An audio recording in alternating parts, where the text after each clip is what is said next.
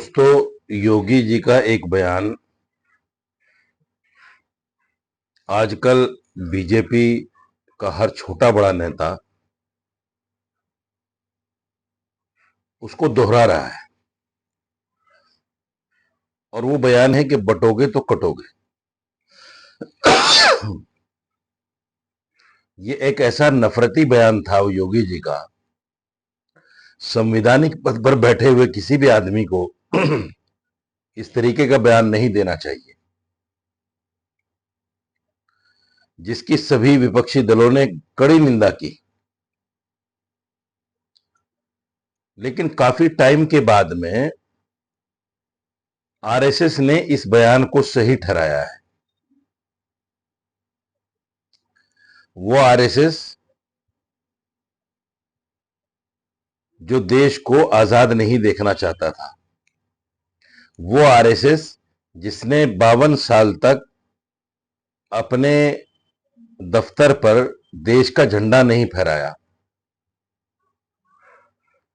वो आरएसएस जिसके संस्थापक अंग्रेजों के सामने माफी की चिट्ठियां लिख रहे थे,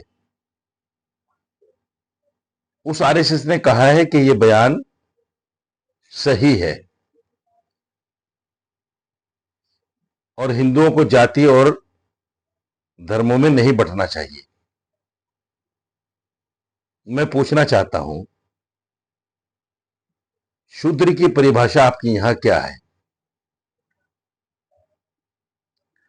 क्या शूद्र को आप इज्जत दे सकते हैं?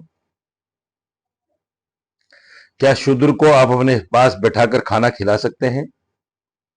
क्या शूद्र को आप अपने मंदिर में जाने की इजाजत दे सकते हैं? क्या कोई शूद्र आपके मंदिर का पुजारी हो सकता है? क्या कोई शूद्र उच्च बड़े पदों पर बीजेपी के हो सकता है? या आरएसएस के किसी पद पर शूद्र व्यक्ति हो सकता है? किसी बड़े पद पर नहीं हो सकता। जब आप शूद्रों को, दलितों को, आदिवासियों को, पछड़ों को, उनको इंसान भी समझने को तैयार नहीं हो, तो फिर आज आपको यह डर कैसे हो गया कि हिंदू बट जाएगा, दलित अपने आप को अलग कहेगा, आदिवासी अपने आप को अलग कहेगा, पछड़ा वर्ग अपने आप को अलग कहेगा और दूसरे जो अन्य लोग हैं वो आपको अपने को अलग अलग कहेंगे? ये तो आपकी धार्मिक किताबों में मौजूद है, इस तरह के वर्णन। शूद्रों के बारे में जो बातें कही गई है, शूद्र नारी और ढोर, शूद्र ढोल और नारी ताड़ना के अधिकारी,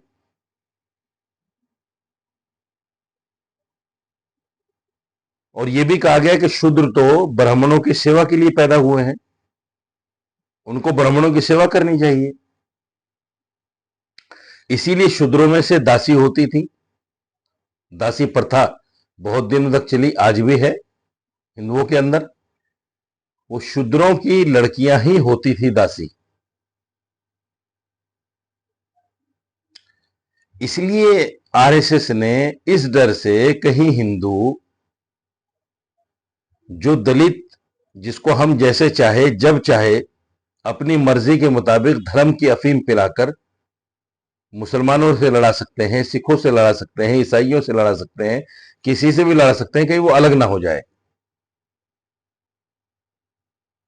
इसलिए आज आरएसएस ये चाहती है कि मोदी का ग्राफ कम होने के बाद में आरएसएस योगी को सामने लाना चाहती है, प्राइम मिनिस्टर का दावेदार बनाकर। मोदी का ग्राफ गिरता जा रहा है, 2024 में देख लिया, और उसके बाद में मोदी के ग्राफ में कोई उछाल नहीं आया। प्लस मोदी जी 75 साल के भी हो रहे हैं। इसलिए आने वाले चुनाव में, आने वाले इलेक्शन में योगी को सामने लाना चाहता है आरएसएस। अब एक दो बातें समझ लीजिए। योगी जी कट्टर धार्मिक आदमी है और जिस तरीके से मुसलमानों के नफरत भरे बोल वो भरी सभाओं में बोलते हैं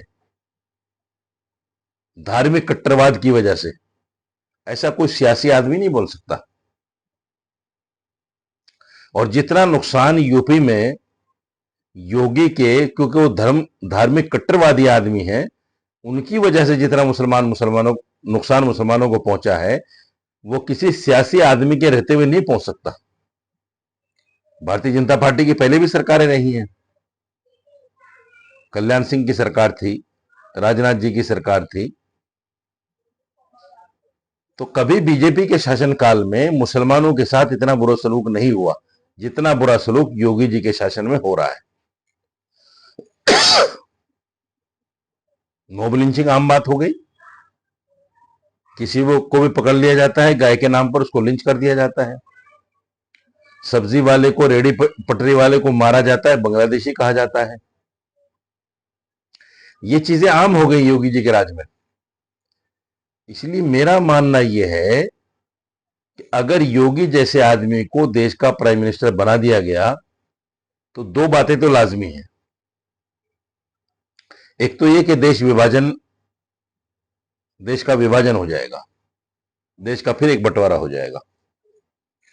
दूसरे ये कि योगी जी सिर्फ और सिर्फ देश को हिंदू राष्ट्र बनाने पर ही काम करेंगे, संविधान उनके लिए कुछ नहीं है।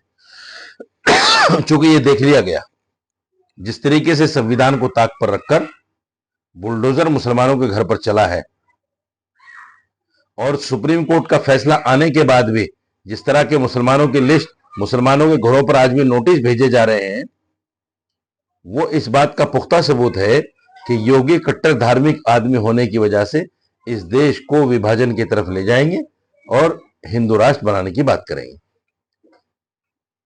इसलिए आरएसएस जो है एक ऐसा चेहरे की तलाश कर रहा है जो चेहरा मोदी जी के मुकाबले में लोगों को पसंद आ जाए। इसीलिए योगी के बयान को सराहना की जा रही है और इसीलिए योगी को आगे बढ़ाने की कोशिश की जा रही है। अब समझना है हिंदुस्तान के वोटरों को, हिंदुओं को, क्या आपको ऐसा कट्टरवादी आदमी देश का प्राइम मिनिस्टर चाहिए जो देश को विभाजन कराए, देश में नफरत फैलाए, देश के टुकड़े टुकड़े कर दे? ये एक ऐसा आदमी चाहिए जो देश को टूटने न दे, देश को आगे बढ़ाए, देश के अंदर एजुकेशन का ग्राफ अच्छा हो, नौकरियों का ग्राफ अच्छा हो, लोगों को सुख सुविधाएं मिले, या सिर्फ हिंदू मुसलमान हिंदू मुसलमान हिंदू मुसलमान, या सिर्फ ऐसा आदमी? ये आपको तय करना है। इसलिए मैं ये सवाल छोड़कर जा रहा हूं कि मेरे हिंदू भाइयों को तय करना है, इस देश में, जिस देश की पहचान सिर्फ इस वजह से है कि यहां सब धर्म के लोग सब मोहब्बत प्यार के साथ रहते हैं, क्या यही देश देखना चाहते हो, या इस देश में से मुसलमान, सिख, ईसाई, बौद्ध, जैनी, जितनी भी अन्य धर्म है वो तमाम निकल जाए और ये हिंदू राष्ट्र बन जाए? ये आपको तय करना है। बहुत बहुत शुक्रिया।